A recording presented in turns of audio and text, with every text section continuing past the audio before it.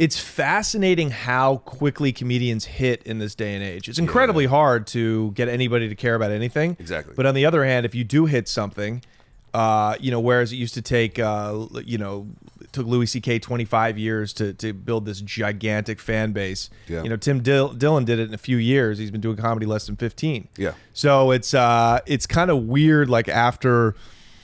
like even Schultz, he made this incredible 2-year run where, he just blew up and made tons of money. And, how do you really got to evolve quick. Yeah. You know what I mean? You got to stay on the float.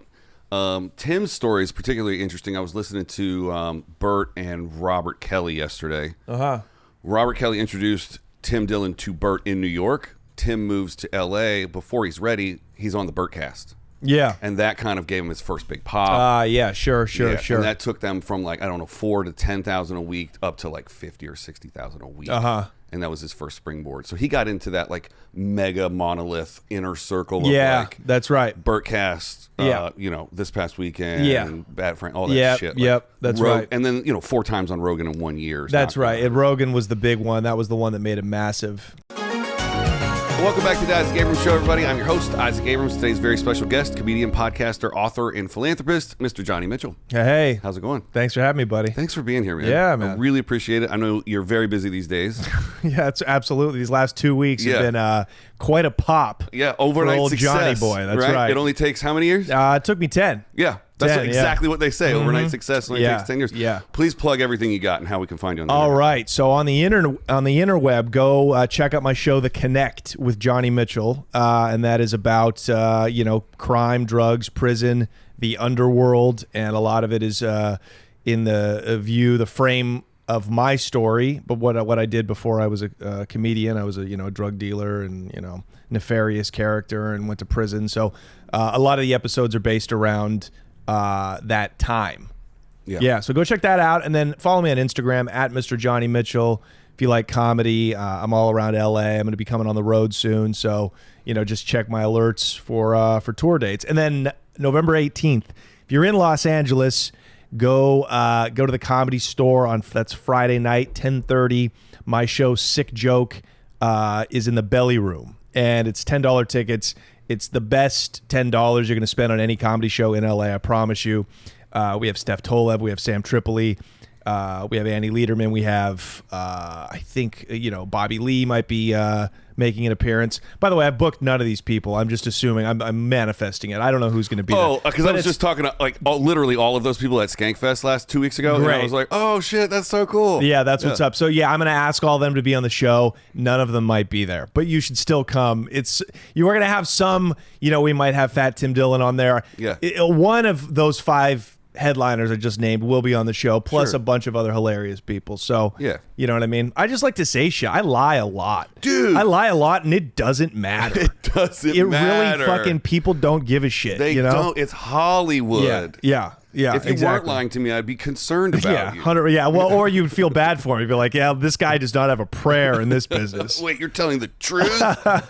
You also have the Fuck Men podcast? I have the Fuck Men podcast with my buddy Leo from The Bachelorette.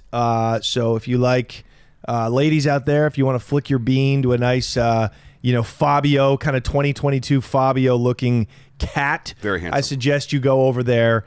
And we give out sex advice, mostly to young men. And we do shit on women, for a large part of the show. But we also, we want females to come over and listen. So it's a little Andrew Tate with a little bit of sex advice? Yes, exactly. Okay. I would say it's guys we fucked, but for dudes. It's like the podcast Guys We Fuck with Corinne Fisher and Krista Hutchinson, but we would never fuck those chicks. They're just they're ugly. Line in the sand. Yeah, hard line in the sand. Yeah. But you will sell your podcast for $60 million if you. Is that what they did? 60 sticks they got? No. Hold on. That was Call Her Daddy. Oh, okay. Yeah. We probably would fuck those chicks, but 60 sticks. I mean, you ought to be ashamed of yourself if you consume that. Yeah. But what are you gonna do? So a stick is $1 million? Yeah. Oh, that's cool. A stick is $1 million, or an M is $1 million. Yeah. So, just diving right into the Connect. Yeah, sure. I have inside Hollywood questions I want to ask you, and then I have street questions that I want to ask you. But I'm going to start with the Hollywood side shit. It's It looks like it was shot like a TV show. Yeah. And it looks like it was written out and well thought out. I think some of the success of it, and you tell me what your opinion is, but is some of the success like teaching like people like me that's never seen anything like that what the inside lingo is, like sticks? Is that like part of the success? Absolutely. It's being able to speak about the underworld to a middle class kind of mass layperson audience, right? That's attracted to. Yeah, everybody's like fascinated by the criminal underworld, in my opinion. That's why the movies and crime shows do so well. And that's how I got into crime in the first place, was like every 80s, 90s baby being enamored by Scarface and The Wire and rap music. And I was just stupid enough to actually go and live out what I was seeing and hearing. Right. But yeah, so my idea for the show was like, okay, I have all these crazy stories. I have an inside knowledge and like a macro knowledge of the way that drug dealing and prison and criminality in general on high levels exist. So, you can go find other channels about all this shit on YouTube, but it's usually some big cholo guy who's like, let me tell you about the craziest shit I saw while I was down in Chino. Yeah, I got my shit pushed in. Yeah, exactly. I ran a full shit in. I ran a full shit in, but that's not gay, Yeah, not in so prison. It's fascinating, but you can't listen to it for more than 5 minutes. Let's be honest. Yeah. So let me be the guy who's, can articulate that. Yeah. That was the business model behind the show. Yeah, and then oftentimes people with your appearance have shows about white collar crime. Cop? Yeah. Snitch? Yeah. No. But you're like not Midwestern, because you're from Portland, right? Yeah. Uh-huh. But, came from a good home. Yeah, this is Parents true. are lawyers. Yep. Generally, you find out about like white collar crime, like, oh, I stole, yeah, right? That's right. I hid money from my dad. Yeah. I whatever, what I mean. I stole my grandma's trust fund or whatever. I sexually assaulted a black prostitute with my lacrosse brothers, which is true. Right? Which is absolutely that's actually it's true in my case. Yes, I'm from North Carolina, but that actually never happened. That's no, all they got fluff. acquitted. They got acquitted. Yeah, It was, yeah. but like their name is like forever smeared. Yeah, it's the first thing that like comedians go to even today. Like 15 years later, when they see a group of like well-dressed, like Ivy League white guys in a group like at a table in a comedy club, Must be a lacrosse they team. go exactly.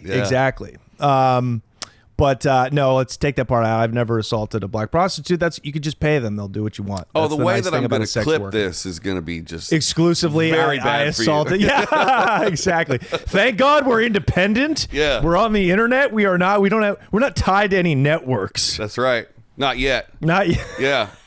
Yeah. But the Connect looks like something that could be on TV. Yeah, perhaps. Yeah. I think it's more of like a Vice Newsy. It does have kind of what I don't like about it. It reminds me of like an A&E show from like 2002. So we are going to expand and start incorporating travel. So like next month we're a Vice News journalist reached out to me and he's like, "Hey, I'm a big fan of the show. I work down here in Mexico, journaling and documenting the cartels." Yeah. And I said, well, that's crazy because I actually want to go down to Sinaloa and I want to interview some of these guys. So we're going to go meet him and he's going to take us up into the mountains of Sinaloa and hopefully we see, a poppy field or a pot grow, and he's going to take us to the town where El Chapo was born. So I think the next step is to turn it into like an Anthony Bourdain, but for drug spots. Yeah. So that's kind of how I see the show evolving. Yeah, like that dude with the pharmaceutical show with the glasses. Do you know who I'm talking about on Vice? So-and-so's Pharmaceuticals, whatever. I hate those guys, though. They're fucking, like, the Vice war on drugs. Yeah. It's like some Oxford British cunt trying to tell me about the fentanyl trade. I'm like, motherfucker, I've been with these guys. This guy would I've go and, touched like, hands with these. You know what I mean? Like I used to be supplied by lieutenants straight from Sinaloa, who they would send up to these gigantic illegal pot grows in Northern California. Like I've been with these guys, you know what I mean? Like I've been in Colombia. So that's what I can't stand is like giving me the educated, suit and tie perspective. Like, you have no insider's perspective. Right. I promise you. This one dude would just go and like sample the drugs and be high on camera. That's a great premise. I didn't know that. You should have said that. My show stinks. Go watch that show. Well, I think it's only 2 seasons and it's done. Oh, okay. Gotcha. But he's a scientist, and he quit being a scientist because he found out he could make more money being on television. Oh. Yeah. Doing drugs. A la Jordan Peterson. Yeah. A la our best minds who now are just just YouTubers. Who are now doing sponsors for Blue Chew. Yeah. Neil deGrasse Tyson's like, do you need to trim your ball hair? yeah. Jordan Peterson, right after talking about postmodernism, is your cock soft? Try Blue Chew. Yeah. And now word from Blue Chew. Uh-huh. That would be hilarious. So that's good. The show is going to expand and go on the road. That's right. I have shot all through South America, though. So if you ever, where you been? I've been to Colombia, Ecuador, and Peru. I maxed out my visa in all 3 countries for like 4 years straight. Nice. I maxed out my Visa card while I was down there. That gets real dicey. Yeah.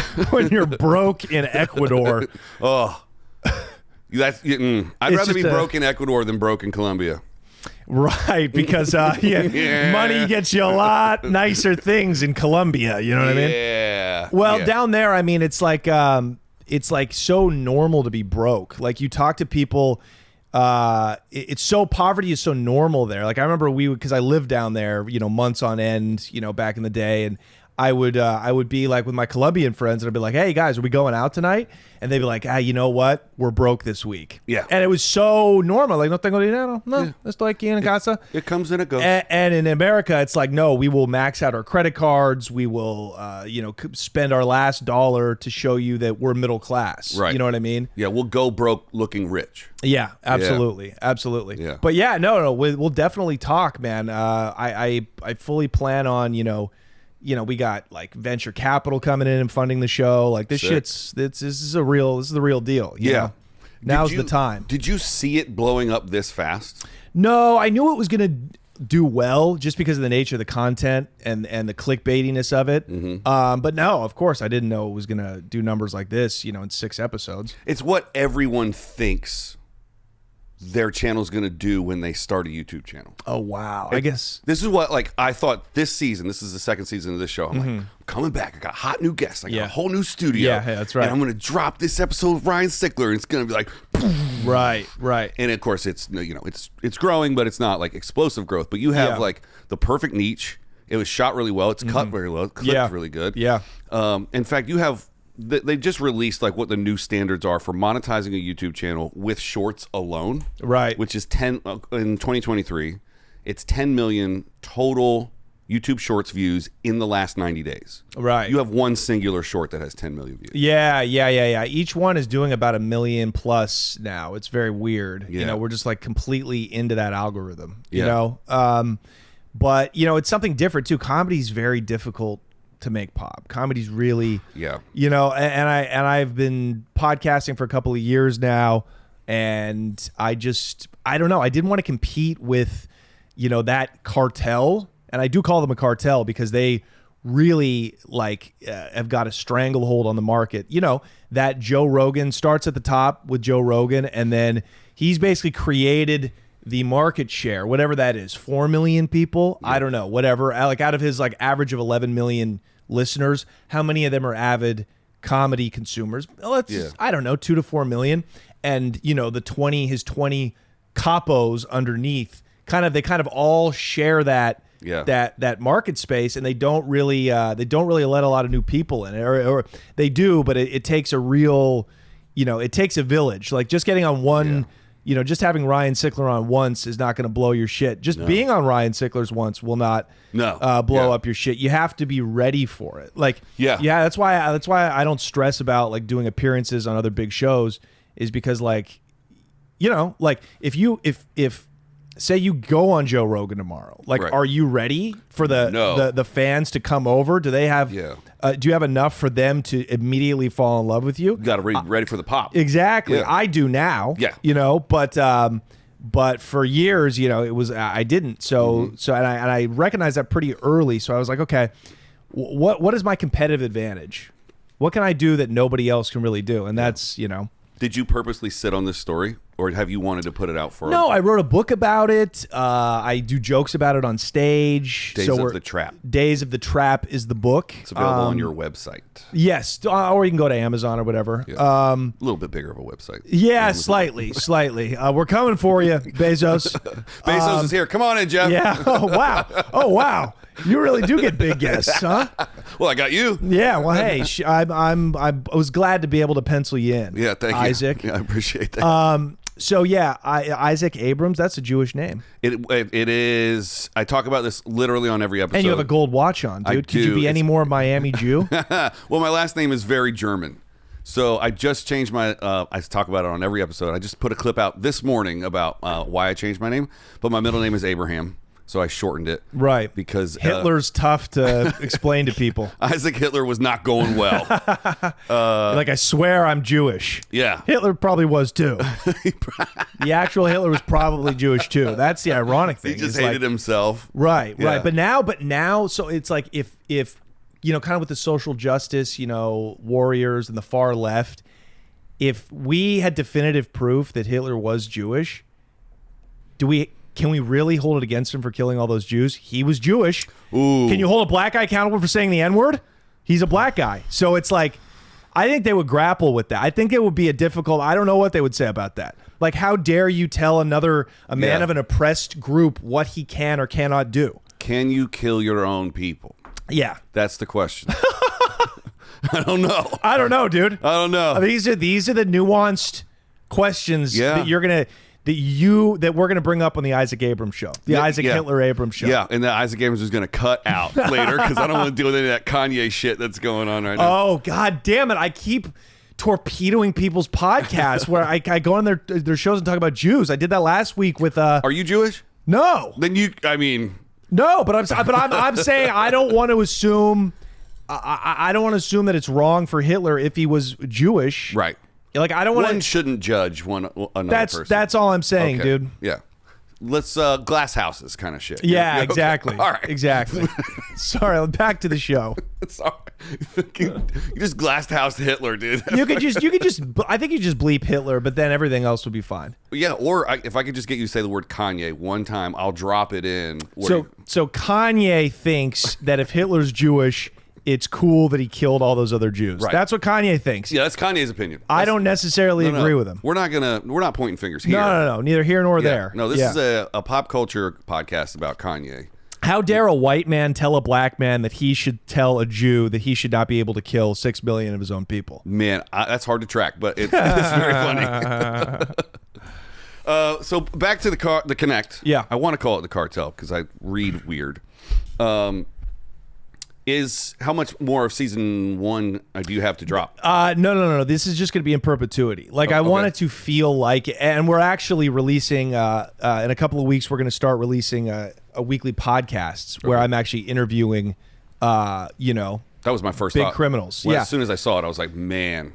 So we're going to be doing the episodes still every week, Yep. and we're also going to be doing podcasts every week. So it's going to be a double pop. Yeah, but no, I don't want to. I think on iTunes I have it as a season, but I want it to feel like a podcast. This is going to be a running show. Yeah. Because I figure once we really have the travel angle dialed in, Yeah. we'll be able to do it in perpetuity. Are you going to do it like true crime stuff? Are you going to blur the face on like Charge the Bear? No, never. No, I think that's what's great about like what Vice does, even though I hate, their anchors, but when they go, they're interviewing, the cartel in the mountains of Sinaloa, Yeah. And, they'll probably have their faces covered, but no, we definitely want, we want it to feel as documentary style as possible. Yeah. You know what I mean? I want to go to like the Strait of Gibraltar and like interview like hash smugglers. Yeah. Like maybe we'll get on a go fast boat, probably not with the drugs themselves, but like I want to see can we will they let us film? Because the tip of Morocco is only 9 miles from the southern tip of Spain. Yeah. So what they do is the Moroccan hash dealers load go fast boats, which are just like fishing boats rigged with like these giant engines. Yeah. And they'll go like 100 miles an hour speeding across the strait, trying to outrun the Spanish Coast Guard. Catch me if you can. And drop their fucking product on the other side. So could we talk to a guy and film like a go fast boat like launching? Like, you know, that would be wild. Yeah. So these are some of the angles. Like I said, it'll evolve into a travel show as much as like a personal tell-all. Do you feel like on the road you're gonna have a pretty hands-on producing role, or are you gonna have a fixer that's gonna kind of set it all up? No, we'll have a team. Yeah. We're already putting the team together. We'll have fixers, and it just depends on what area, right? You go to Mexico, you definitely have to have a local guy, there. Ideally, somebody like a journalist are great because usually they've talked to these guys before. And you got to have money to pay, right? Like, you could. That's the beauty of going to Mexico or wherever we're going. Colombia's safer, but we got a $2,000 discretionary budget. We're paying people off. You know what I mean? We're cool. We're clearly not cops. Yep. Here's $100 to everybody. Let's get an interview. You know what I mean? We're not going to ask no dumbass questions, right? Like that's also what separates us from like a BBC piece. Yeah. Is like these morons are like what's it like to do drugs? Yeah, no. Yeah. Somebody asked and of course he was an Australian or like a British cunt. He asked one of these sicarios from the Sinaloa cartel, mate, what would happen if you found out I was a cop, a police officer? That's a dumb question. And the guy's like, why are you gonna make me answer that? Yeah. What do you think? Now I'm wondering if you are. Yeah. So exactly. So I just have a knowledge of the game and an ability to ask more nuanced questions. Yeah. Do you speak Spanish? I do. It sounded like you dropped some Spanish earlier. Yeah. I lived in Argentina in college and for a semester, and that's where I really picked it up. And then after college, in between like, the big drug plays, the big moves I would make, I would take some money and I would go to Colombia for a couple of months. And I lived in Ecuador. I've been to Peru and all that shit. So I really so I'm pretty good. I'm not fluent, but I'm very, very conversational. Yeah. You know what I mean? Which means you probably understand more than you can speak. Yeah, exactly. Yeah. Exactly. I can hear it and figure out what's going on in a conversation, but if you ask me to respond in any way. Right. Every time that's I how I went am down with there, French or Italian. Yeah. They would always give me a translator. And I wish they hadn't. Yeah. So, because I'd be fluent now if I had to just get by. Right. But I would always go, well, what we'll have is a translator there just as support. That's, you know what I mean? So I never feel like, if I run or, if I come to a block in my vocabulary, I can just turn to him and be like, translate for me. Yeah, 100%. So half the interviews will probably be in Spanish. And it's going to be great. I want to go to Ireland. Ireland is one of the biggest new emerging cocaine markets. Really? Yeah, that's you wouldn't assume that, right? You figure these people are all starving, they have no potatoes.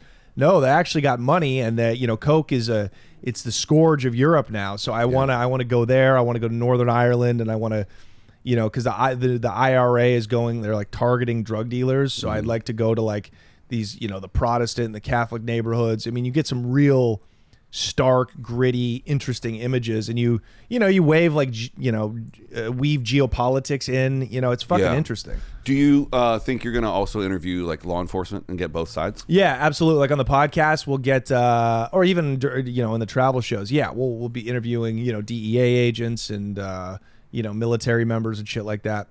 But mostly drug dealers. That's my side. Yeah. Those are my people. You got to stick with what you do best, right? Like I'm not really a turncoat. I mean, look, I like cops. I don't have anything personal against law enforcement whatsoever. It's part of the game. Yeah. In fact, you have a clip about that that's really smart about like what you would do when you got pulled over is to admit to the small infraction. That's right. I thought that was a really, really great clip. I was like, man, next time I get pulled over, not that I have anything else wrong with me, but I'm going to admit to something. Right. Yeah. But don't pull a Mel Gibson. I do it in reverse. I'm like, I got 60 pounds of coke in the back. Exactly.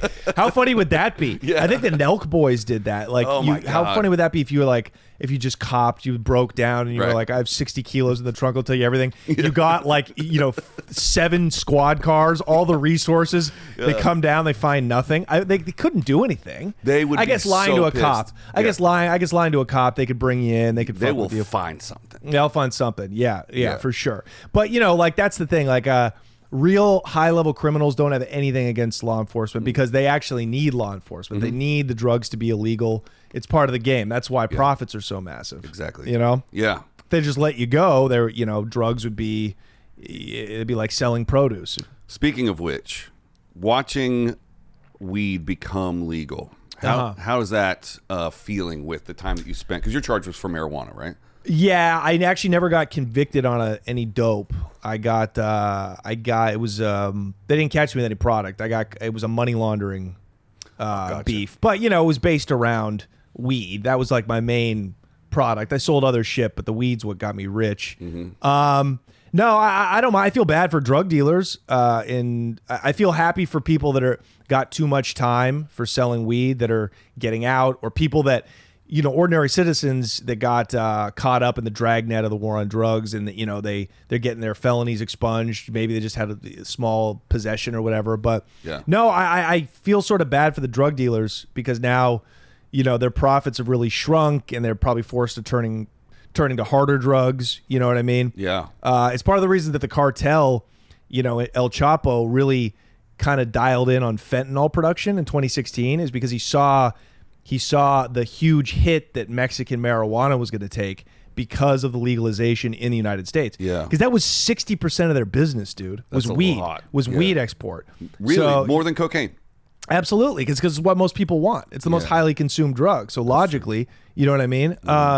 So you know, part of he was like, okay, we can make fentanyl. It's cheaper than producing heroin, right? And it'll kind of shore up profits from what we lost from, you know, the marijuana business taking a big hit, right? Yeah. Let's talk about fentanyl for a second. Yeah, it's my favorite. Let's talk about it. All I know is that it's getting into coke and it's killing people, but people do it. Is it? Oh, boo, pussies. Vaccine. 9/11. I'm just kidding. Wow. Sorry. That was the hottest sentence anybody said all week. But people do fentanyl on purpose. Yeah. Question mark. Rock and fucking roll. Okay. Rock and fucking roll. I don't know, because I heard a little bit in your bag of coke. That fucking kill you. It will, which it will. Yeah, it's been killing. It's killed multiple open mic comedians who were, you know, The Walking Dead, anyways. But look, it's killed a lot of people. Killed my barber. Did it? Killed my fucking barber. I was livid. Yeah, I was livid because now I got to find another barber. I've been with this guy 10 years. This is like, it was a marriage. That's a long time. It was more devastating than losing every single girlfriend I've ever had. Because you don't have to go in there and be like, I want a 1.5. He knows me. He knows me. I go in there and I tell him about my day. I tell him I'm feeling like shit. He's your like, therapist. Totally, dude. Yeah, was. So yeah, you know, but he was a fucking junkie, of course. So it's weird. The fentanyl that gets into coke kills people, but yet in the ghetto now, these kids are popping fentanyl pills. Is it pure? I mean, nothing's pure. No, of course not. It's but they're not. A lot of them. Some, of course, there's high overdoses, but I mean, the cartel is exporting fentanyl. You're right, as a singular product inside of these pills. Yeah, they're like blue fentanyl pills, and all the young kids are popping them. So it's not killing everybody, right? Because you know they catch people, and they're now catching, you know, multi-100,000 pill loads at the border. So that means, you know, those couldn't just kill everybody that took them, or there would be no market. There's no customers left. Yeah, exactly. That's what I tell people is like, the cartel's not making shit to kill you. The cartel's making shit to make it. They're testing to see how addictive they can make it, so you're a customer for as long as you can be a customer. Right, I think so. Now, you know, that's one of the big questions I want to ask those guys down there is, do you feel like fentanyl is actually turned on you? Or do you think it's been worth it, right? Because, you know, are you, I don't know, but it doesn't seem to be deterring people from doing cocaine. So, it doesn't. Anecdotally. I don't know about the statistics, but it does not seem to be deterring people. They might not care either because they have such a huge European market that I know a lot of those keys that make it to Mexico. You know, obviously the Colombians are exporting it to Europe directly, but a lot of times, you know, Mexicans make these huge coke buys and they'll just redirect it to Europe because the price of the kilo there is like double or triple. Yeah. Socially, I saw maybe a 4 to 6 month slowdown in consumption when I'd be at parties and social events. Oh, interesting. But now it's like nothing ever happened. It's crazy. No. It's people. It just, I mean, drugs, it really is the scourge. I know I glorify them, right? Mm-hmm. But like it turns people, turns people's morals inside out. 100%. Like, you know, a friend of ours who books this show, you know, she was telling me a buddy of hers was like, They were at a party, and a buddy of hers was like, "Can I do coke? Is it okay?" And she was like, "Just let somebody else do it first." Like, that's what Saddam Hussein said to his Revolutionary Guards. He would make people test his food first to make sure it didn't have poison in it. Yeah. Like, what kind of way is that? Oh, we've had food testers since the 1400s. Exactly. Like, but what in 2022? It's like, yeah, we'll just make sure. I've heard junkies say that. Cokeheads. Yeah, you do it with other people just to see if the first guy dies. Yeah. It's a human test strip. It's a really interesting way that good people, mostly good people choose to, turn a blind eye to things. Yeah, it's tough because it's like, if I'm socially interacting with somebody and they're just like, yeah, if you've got the balls to just pull out a bag wherever we are and just start doing it while we're having a chat, then I'm not going to be like, hey man, it's like telling a smoker, like, those are bad for you. Yeah, right? yeah, okay, of course. asshole. Like, I'll quit when I want to quit smoking. God, I'm never around. Maybe I just don't go out anymore. But like, I'm not around people that do drugs like that. I didn't try cocaine for the first time until I was 37 years old. I'm 43 right now. Yeah, it's fun. You could tell, man, because it really fucking caught up. Yeah, and I've been doing it every day since. But when I was in my very early 20s, a friend of mine called me and was like, "Hey, I used to hang out with this band before I was in my own band." And a friend of mine, she was dating the drummer. She called me and she goes, "Hey, Chris, the singer of the band, Chris died of a cocaine overdose." Chris Cornell, yeah, Soundgarden. Yeah. Wow, you didn't tell me you played with Soundgarden. That's awesome. I didn't. But his old drummer is the reason why I moved to California. That's a whole nother story. Oh, okay, gotcha. So I was like, okay, cocaine, bad. You can OD from this. Right. And then, 15, 16 years later, he adds me on Facebook, and he's got a family and kids, and he's still well alive. Yeah. And I was like, wait, cocaine didn't kill Chris. Yeah. Then the very next night I went out and I was like, I would like to try some of your cocaine, please. And it was fun. Yeah. It's strange. It's in my book, I describe it like, it really is the devil's drug because it makes you want more and more of it without really knowing why. Yeah. I never had the addict gene. I was addicted to money, still am. Yeah. But I obviously would sample it. I would try it in the days when I used to, buy bricks of it, right? Mm-hmm. But I never got the allure of it. But I get it. Like, I was like, God, this kind of sucks. I want more of this. Yeah. Like, what other drug makes you want to do that? It's like coffee. Yeah. It's coffee is the only other drug like cocaine in the fact that, like, you might not even like the taste. It might not even do that much to you, but you want to have it all the time. Yeah. So it's very strange, but they figure that out. That's why they called the earliest traffickers in Colombia, they called them mágicos, magicians. Wow. Because they could just take this chalky white substance, and these peasants on donkeys were like, wait, you just turn this into $1 billion? Like, what the fuck is it? You know what I mean? That's crazy. It's like they're like magicians. Yeah. How the fuck did you do that? So shout out to Colombia. Shout out Colombia. And then, by the way, these fucking Colombians, you go down there now and they're like embarrassed. They're like, our country's about more than cocaine. Yeah. No, it's not. Yeah. Shut up. More than cocaine, fake tits, in which I do my coke on. Shut up. You're lucky I'm in your fucking country, okay? It's like... So I'll talk about coke as much as I want, Colombia. Yeah. They... anytime someone gives you a speech about what they're not, you can definitely tell what they're trying to hide. Absolutely, yeah. But you have a clip about trying absolutely clean cocaine right out That's of right. the brick. Yeah, out of the kilo. So kilo. that was in Colombia. What's that high like compared to the stepped on shit that we get here in Well, you Los just Angeles?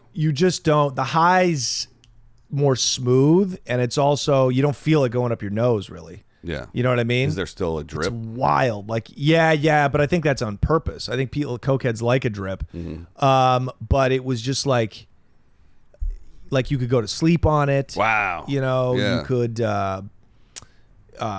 could function on it a little more, I guess. But it's still, it still Less makes speedy, you weird. Yeah, but even pure coke is still coke. There's so much gasoline and ethanol that goes into the actual production of it. Yeah. Like, just go watch a YouTube clip on how they make 100% pure coke. Mm-hmm. Go stick your nostril in a gasoline, nozzle. Yeah. It's the same. It's, Same shit. It's still not very good for you, in my opinion. I can't believe that there would be a doctor out that would be like, you know what, I'm going to prescribe you some cocaine. I know. They did that, though. They did in the 1800s. Yeah, and opium, too, right? Yeah. For aches and pains and shit. When the leeches weren't working, we just got to jack you up on the coke. Right. Well, Freud was a cokehead. evidently, right? Well, I can believe that. Hitler loved speed. Hitler was on, Here we on go. meth the whole time. And we're back. Hitler was on bloop, love speed. I'm going to do a Hitler montage. Yeah. Hitler, when he was famous Jew Adolf Hitler, well, Oh my God. was shooting speed into his ass to get him all hyped up for Blitzkrieg and Kristallnacht. Well, he did give everybody meth chocolates, right? Yeah. That's in his book. His book, his biography. The one, you mean the one that you have in Right. plain view when you walk into the studio? Right here above the swastika is just the. So where are you from? I was born in New York. I grew up in North Carolina. That's the accent. You sound like Ryan Sickler. Do I? Yeah. Okay. It's always sad to me when New York Jews move to the South and then kind of absorb that culture. It's sad because it's such a beautiful New York thing, you know. But I guess everybody's got to get out. I like to think that I can do the New York accent, but my friends tell me it's just me louder. Yeah. So there's that. Where in the city? Oh, it was 2 hours outside of the city in Kingston where they held Woodstock. Oh, interesting. Yeah, that was the headquarters of IBM. And then they moved the headquarters of IBM to Durham, North Carolina. Oh, and that's how you ended up there. That's how the family ended up there. Yep. And then when I was 26, I moved out here with my band with a record deal with Atlantic. Wow. That fell through. Yeah. And we all got jobs in the film business. Yeah, and now you're doing stand-up comedy. So you've reached the end of the road. Yeah, well, 4 years ago, I wanted to go back on tour with a band, but I didn't want to get everybody. Like, everybody's got corporate jobs now. My singer's the head of music videos at Disney. Yeah. My drummer owns an advertising agency with Kurt Cobain's little brother. It's Great. Just, everybody's doing it shit. It seems like failed musicians end up landing on their feet much better than failed comedians. You know what I mean? Like, it seems like they're able to... if they don't overdose, it seems like they're able to kind of land back on earth. You know what I mean? Yeah, there's a sadder second parachute for musicians, though. So once your original music doesn't make it, and you turn 40, then you become a cover band. Yes. And that's sad because you're wearing your clothes from your paint job. That is and sad. Your cargo shorts, and you're playing Journey and Styx covers until you're well into your 60s. But you could also get a square job. Like, the thing is, you can be the head of Universal Music and then play cover bands with your buddies. Also true. And it's still fun, and you can make money that way. Yes. Because you don't have to constantly do the grind that comedians do, right? It is much harder to make money as a comedian than as a musician. Even now? If you're including social media money. But that's part of the game now. You know what I mean? Like, and it's so fucking weird. Yeah. Because you can get a kid that doesn't leave his house. Yeah. That's making comedy clips. Yeah. And putting it on socials, and he's making more than a feature that's not doing socials. Totally. Which is nuts. Yeah, it's nuts. I mean, look what you're doing in here, right? Yeah. Same shit. So it's 100%. like, I don't know. I think comedy, I mean it. I'm not even saying this in jest. I think stand-up comedy has seen its best days. And it's still fun. It's still, it'll still be around, but it's become a glorified personal appearance. Yes. For the most part. You know what I mean? You don't have a lot of guys anymore. And, in my generation of comedians, I'm just not impressed with that many people. And it's simply because we're forced to be everything. Like, I'm forced to be like a creator of a YouTube show and interview cartel members just to get views. Do you think Jerry Seinfeld was talking to the Sinaloa cartel in 1982? What's the deal with cocaine? Oh my God, my dick is soft. What's going on with this? Yeah. So, no, everybody just got to focus on jokes back then, and there was this hierarchy. There was a division of labor, which it's like that for a reason. Yeah. Because everybody gets to specialize in one thing and then coming together as a collective, right? Yeah. You made a better product when everybody's an expert at one thing, whereas now you're forced to be so many things that it's just more it's more viable. I fuck going on the road. For me, I'll just stay at home and make, I could stay in town and just make my content. Yeah. And I make huge money. So it's like, I don't know. Unfortunately, I do think great stand-up comedy is probably a thing of the past. You have to love the road Sure. Because if you don't love the road at the club level, right? The money's too good in the theater and arena level to not go on the road, right? Sure, but if you're selling tickets, you could still make huge money if you're filling comedy clubs. That's true. But how are you going to sell tickets? How's your name going to get out there? Yeah, it's probably not going to be through stand-up comedy. Do views translate to ticket sales? Right. Well, we have yet to see, like with my show. There always seems to be this like equation for the clubs that go like, if you have 80 to 90,000 Instagram followers, right, we'll let you headline. Right. We know we're going to pay for the room for the weekend. Right. And then we're expecting you to sell out if you're above 200,000. Oh yeah. And it's right. It's like, where are you getting these metrics from? Yeah. I can buy 200,000 followers this afternoon. And now Instagram, like some like new comedians, like I'm talking about 5-year, 6 or 7 year comedians, are just hitting a niche in the algorithm and popping. Yep. So like having a bunch of Instagram followers doesn't have the meaning that it used to either. No. You know? And I think that's probably why I think Instagram's going away too. Yeah. It's a whole other thing. I think there'll be a new like crypto-based decentralized platform. Yeah. I think it's already out. Where you actually make money directly, like almost like what Instagram's kind of doing with like the subscriptions. The ad rev is split evenly, right, on an algorithm. Like if you have 100 subscribers, you make the percentage of that 100 subscribers would make. But really though, it's YouTube, and you can see it with the shorts that they're trying to push. Yeah. YouTube is, I mean, they're Google, dude. They got all your info. They're going to shut TikTok down. They're going to shut TikTok down, and they're going to make Instagram just like irrelevant. A thing for tits again. Yeah. Which is good. Don't take away my tits. Don't take away my tits, because then when I jack off to Instagram tits, I can still tell myself I'm not watching porn. Boom. That is a truth that you're not going to get anywhere else. And it makes me sleep good at night. That's right. Oh, well, how old are you? Also, because I just beat meat. It makes me sleep good at night. Hey. Name that film. Name that film. Written by Oliver Stone, directed by, who's that fucking guy? De Palma. Scarface? Yeah. Yeah. That's a good De Niro. It's not great. I'm 36. I'm 36. When you hit 40, you turn into a morning guy. Oh yeah, that's what everybody's saying. Yeah, that's what everybody's saying. Because then when you hit 40, you jack off at night, and you got to get up every 2 hours to piss. Right. Because your prostate's like right.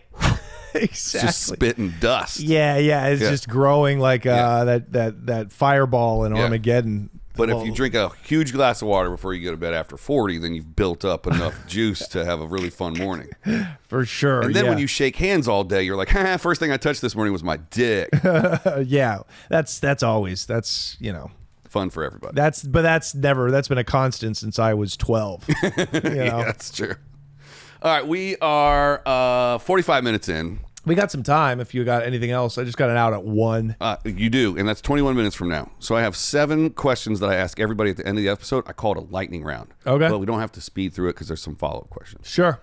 What is your favorite club or venue to perform comedy? That I have performed in, or because I know like the Denver Comedy Works, there's these great rooms, but I haven't played there, so I can't really speak to them. Favorite room in Los Angeles when it's hot is actually the Laugh Factory. Main room? Yeah, there's only one room. There's only one room in the Laugh Factory. You said Laugh Factory. Yeah. I thought Improv. That's the last place I saw you. Oh, okay, gotcha. No, the Laugh Factory, when that gets cooking, man, you feel like you're in a theater. I think it's like, because the balcony isn't just dead air. There's other people up there laughing down. Totally. And there's something about that club that just gets raucous. Favorite club is the Comedy Store, of course. Yep. And then on the road outside of Los Angeles, Portland Helium's a great club. It's really not about the club, it's about the market. Yeah. So the better the comedy markets, the better the clubs are going to be, and those are usually in cold places or stupid places. But not stupid like Miami stupid, right, which is everybody's hot and stupid. Yeah. Ugly and stupid cities, great markets. Yeah, like Wisconsin. Ugly, stupid, cold, dark. Yeah, all the things you want. All the things. Yeah, exactly. Okay. What's the weirdest thing that you have that you saw or did as a kid? We're looking for like a Stand By Me, body on a train track, found a clown in the woods. Like weirdest thing that I saw or did as a kid. I masturbated. No. I took a shit on a salamander one time. I was in the woods. I was in 7th grade, and I want to say I was hiking, or maybe I was just a kid. And when you're a kid, you just go in the woods. Yeah. So for no reason. yeah, a salamander was walking by, and I wanted to kill it. Very sadistic kid. I liked killing small animals, and so instead of like poking it with a stick, I had to take a dump. So I squatted over it and I shat on it, and it was a direct hit, and it drowned in my shit. Wow. And I saw the little legs like convulsing and trying to get out of it. Yeah. Killing animals as a child is the first sign of being a serial killer. Right, but it hasn't. I figured if I'm in my 30s, it would come out by now. So maybe I got it out of my system. I don't know. I don't know, dude. You're a fucking ticking time bomb. Don't start today. Have you ever seen a UFO or a ghost? No. Okay, we're flying through the lightning round. Have you ever experienced a natural disaster? Natural disaster. Just fucking my first 5 years in comedy. Does that count? Yeah. No, natural disaster. No. Hurricane. That counts. Okay. Yeah. Hurricane. Hurricane in Colombia. Oh. Yeah. Okay. It was either like the tail end of a hurricane. Yeah. And power goes out down there even when there's not. Yeah, a hurricane. exactly. So you're like, what is it? Just no, it was raining? wild. And I was on a boat. I was going to Parque Tayrona, in the north, which is like this beautiful, nature preserve or whatever. And I was with my buddies, and we were gonna go like camp out and shit and do acid. And we got on it. We paid a guy to take us on a boat, and it started like hurricaning. And so we were on. This was like a go fast boat. This is exactly what smugglers use to bring in drugs. Yeah. But we were going like 80 or 90 on the water, getting hit with hurricane rain. Yeah. Exactly. And it was the most freezing cold, miserable. If you had jumped over, you would have. That's how fast we were going. It would have been like jumping out of a speeding car. Yeah. Yeah. It was horrendous. So yeah, I guess that was a hurricane. Yeah. You did a drug boat and a hurricane. Yeah, drug boat and a hurricane, dude. It's a Willie Nelson song. Drug boat and a hurricane. In a hurricane. Wow. And when does your comedy country album drop? Comedy country album. That's not After no, that'll drop. Just depends how desperate I get. You know what I mean? But I'll do anything.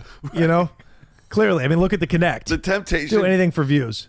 Being from music and then doing comedy, the temptation to do musical comedy is massive because it's just easier for me to write songs that are just silly because they don't have to make sense. And they get way more laughs, dude. Some of the musical comics fucking kill. Yes. Kill. I just feel like I need to prove to myself that I'm funny without the guitar first. Right. And then I'll get all the tropes and might even get a trunk and dye my hair orange. You never know. That's a good idea. Yeah. Props and shit. Yeah, then I can get a Vegas residency. Mm-hmm. Yeah. Can you become trans? Can we? I mean, it really is gonna.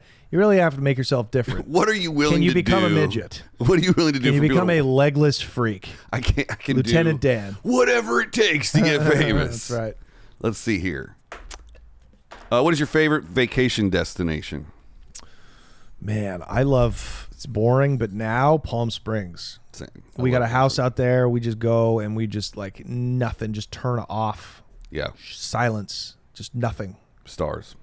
It's like you can't get that in LA anywhere. Yeah. You have to have $20 million to get that in LA. You have to be at the top of a mountain to get stars and no sound. Yeah. Palm Springs is the shit. Yeah. I'm a Vegas and Palm Springs guy, which is going to take us to our next question. Oh, boy. Are you a bag of white garbage? Yeah, I am indeed. Do you have a favorite vacation destination or one on the list that you haven't tried yet? Yeah, I want to go to, Jamaica.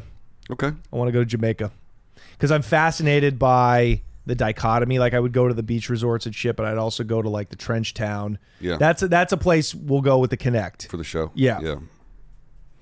Do you like Vegas? I don't. It's one of my least favorite places on earth, and I've been to prison too. Yeah.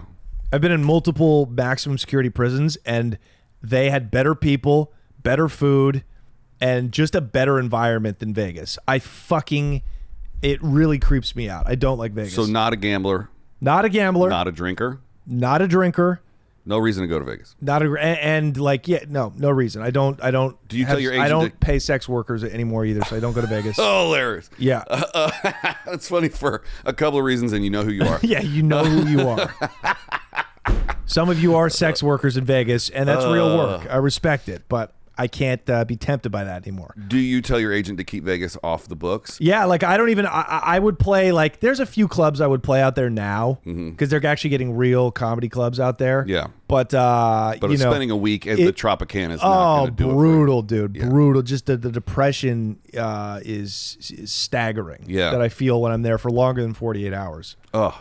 Yeah, I absolutely love it, but I don't like going for more than 48 hours. Yeah, and I hate going for work, like regular work. Right. Yeah. I mean, I've gone there to have sex with porn stars, and I was planning on being there for 48 hours, and I had to buy a new ticket to get out of there within 24 hours. That's the level of shame that I, for my old life was great, and Vegas just brings that out. Yeah. But I get why some people I don't want to completely trash it. I know there's good chefs. If you like shows.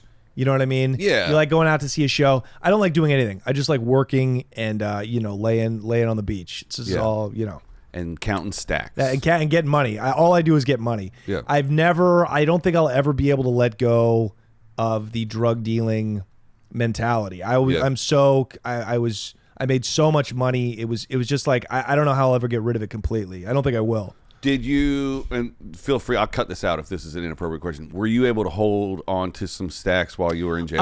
Yeah, for sure. I mean, I lost most of it, but I had enough to get me on my feet when I got out, but that's long gone. It was over 10 years ago when it'll be 11 years ago that I got out. Got out at the end of 2011. Yeah, it'll be 10 years. No, we're in 2022. Yeah. This month it'll be like 11 years since I came home. So, and I had to pay lawyers. Lawyer fee. I had good lawyers, and they're fucking expensive. And I gave my parents money before I went in, so they could put it on my books. You know? So I was wondering. You actually answered this question. And I'll say the question until the answer is I always think if I got arrested today, where's all my shit gonna go? Are you ready? Yeah. That's what I tell drug dealers. That's actually I think a segment we're gonna do on next week's episode is you have to be prepared if you're doing dirt to get locked up. And that's a great question.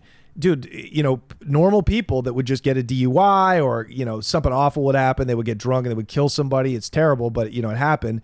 And, they would get locked up and you'd lose all your shit. You'd lose all your shit unless you have somebody on the streets, as we say, somebody on the outside to move all your things and get all your affairs in order. If you can't bail out, then you're going to be sitting in county jail, still an innocent person, until you go before that judge and are found guilty. You're sitting in jail as an innocent man. It can be up to 6 months. I mean, I was in the county jail for almost 8 months fighting my case. No bail. They didn't give me a bail. Right. That's wild. Yeah, and you have a clip about that says most guys get to go home for a week, get their shit together. Yeah, exactly. And then go off to jail. That's pretty common. Pretty common. But no, they denied you that, right? Yeah, I did. I wasn't even given. I had bail money, and they were like, no, your money's no good here. Yeah. Imagine that. I was like, oh, your drug money is in no trouble. Good here. Yeah, Daddy's in trouble. Yeah. This is also a question you don't have to answer, but when you're at the height of making tons of cake. Mm-hmm. Is that what they call it? Is cake money? Cake, it sounds like you're trying a little too hard, but sure. Cake's when you're fine. procuring lots of monetary gains, do you just stacks? Put it in different? Do you rent 50 apartments and keep money there? That's the hardest part. I do an episode, or I talk about that in an episode. But dude, I had money. I had $250,000 in cash wrapped up in my parents' attic. At one point, I didn't know where to put it. Yeah. Right, my mom accidentally threw away $40,000 because I had it in a garbage bag and I hid it under her sink. Just give me a couple of days to figure out where to put this, and she didn't know what it was. And she tossed it. I had shit buried in my garden. I had safe deposit boxes stuffed with cash. I had storage units rented out that I would stuff with furniture, and then put boxes of cash in there. So it's and then if you go watch the episode on how to launder that money. That's the most important part is how are you going to, if I ever went back to drug dealing, which I wouldn't, but if I could do it over, I would start laundering the money right away and spin it into legitimate businesses so I could get out while I was ahead. That's the drug dealer's dream, is to actually get out of the game. And be legit. You know what I mean? Yeah. Totally. Which is funny because when you're starting, you're like, oh, I'm just going to start this life of crime. And then. Well, nobody says that. I did. Nobody That's why I never thinks did that. it. I'm gonna start this life of crime. No, honestly though, as a kid, let's call it like 1920. Yeah. Right. Yeah. I knew just enough people that if I wanted to get in some fucking trouble, I could move something around. Right. And I always said, man, if I could just like go to Mexico one time. Everybody has this fallacy. These are all people who are never going to deal drugs. If I could just drive a U-Haul. Yeah. From Mexico to North Carolina one time for like $100,000 in the 90s. $100,000 was like $1 million. Yeah, for sure. I would totally fucking do it. I would give it a shot. Right, man. But you're not finding people like me that are willing to do that. Like you're just getting. Yeah, no. That's why you see Mexicans completely dominating the drug trade. For like they're like vertically integrated now because nobody, poor people, desperate people, culturally. People are just willing to take those chances, right? You don't even find a lot of big time black drug dealers anymore. It's simply because, America's a great country, and you spend enough generations here, you're able to. And the laws are so fucking strict too, but it's like it's not worth it to people. That's why the mafia, the New York mob, has to go to Sicily for new recruits now. Yeah, because culturally it's so embedded there. Mm-hmm. It's like they know they're going to prison, but it doesn't matter. This is a lifestyle that I don't know. It just doesn't change there. Yeah, right. Even though mafiosos are worth hundreds of millions, their kids still get into it. Even though it's like, why the fuck would you do that, right? Like the mafia in New York.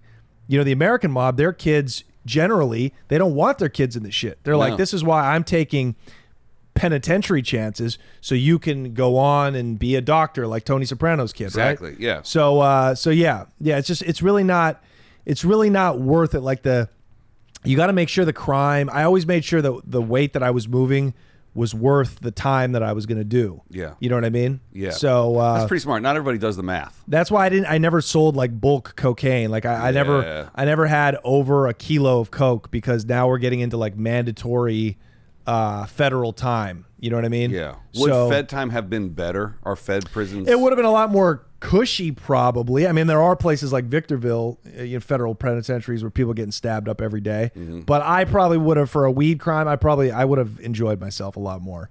Yeah. I was in a big, tough prison, state prison. It got real. It was really, really rough. Yeah. Yeah. And definitely check out the show to hear all the raw stories of it. It's really well done. Thank you. Really well done. Thank you. I've done a lot of TV and movies, and it's really well done. That's awesome. Well, don't tell my producer that. He's already getting a big head as it is, I mean, it's not that great. Yeah, it's a kind of a piece of shit. I mean, we probably could have. We'd just shoot it in your backyard or something. Yeah, seriously, with a couple of iPhones. Yeah. Make sure to clip this and send it to him. Yeah. This is how we end. And then we plug your shit. What is the best meal you've ever had in your whole life?